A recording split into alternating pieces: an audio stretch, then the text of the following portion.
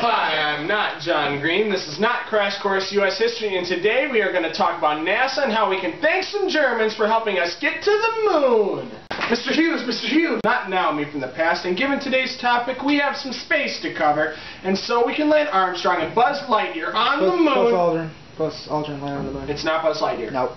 Buzz Aldrin? Oh, Buzz Aldrin, yes. History's no fun. But we're going to take some pictures and still have time for lunch, so I suggest that you keep your useless and unintelligent comments to yourself.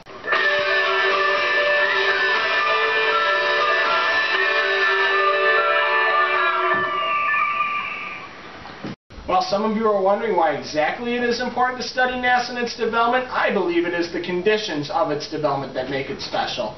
It incorporated many technologies developed during the Second World War, ranging from jet engines to long-distance communications, which were created for the destruction of humans, yet were turned into a tool for scientific exploration. The Cold War pushed the space race and inherently the fields of science and engineering to levels of expansion never equaled throughout history in an effort to seem superior to the rest of the world.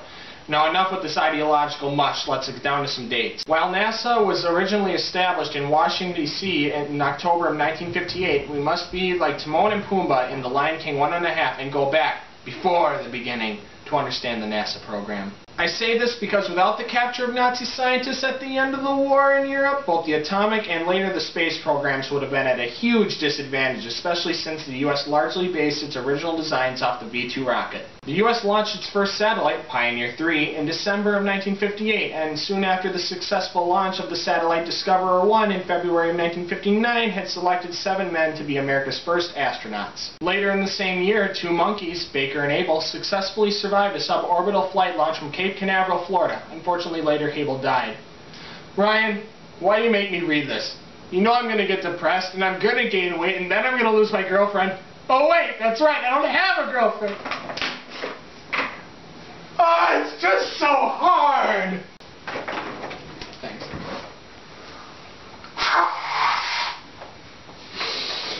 That was sad. Anyways, on April 1st, 1960, Tyros 1 became the first successful meteorological satellite to observe Earth's weather from outer space, so I could know whether or not I should expect to get wet before going to the beach. In May of 1961, Mercury 7 was the first space flight by America involving humans, although it only lasted 15 minutes. Later that month, in his State of the Union address, President Kennedy exclaimed, "I believe this nation should commit itself to achieving the goal, before the decade is out, of landing a man on the moon and returning him safely to the Earth." Now, the race for the moon was in full swing, and near the end of 1961, NASA moved its Center for Human Spaceflight to Houston, Texas, and there would be more problems less fun to talk about than the Astros and the Texans. Throughout the early and mid-60s, the U.S. began to use satellites for telephone and television communications, made a flyby of Venus, and had a soft landing of an unmanned mission to the moon, but the progress for a manned mission remained slow. On January 27, 1967, during a simulation on a launch pad at Kennedy Space Center, a fire broke out and consumed the capsule as well as the 3 astronauts inside. This ended manned Apollo missions until Apollo 7 when the craft was redesigned. By October of 1968, the equipment was retested in Apollo 7 in Earth's orbit and the program gained speed and never looked back. U.S. spirits were at least temporarily lifted from the Vietnam War with the first manned lunar orbit between December 21st and December 27th of 1968. After 2 more flights testing lunar landing equipment, Apollo 11 was tasked with landing the first men on the moon. Blasting off on the 16th of July 1969, the astronauts began their 3-day trip to the moon.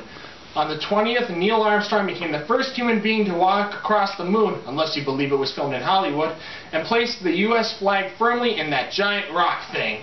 Although, unfortunately for the United States, he did not lay claim to the moon, which would have been pretty cool. Despite their lack of being the first human beings to have an intergalactic empire, the 3 astronauts returned victoriously to America, alive. Huzzah! Although many other successes have occurred since 1969, that's all the time this host has for today. Thanks for watching.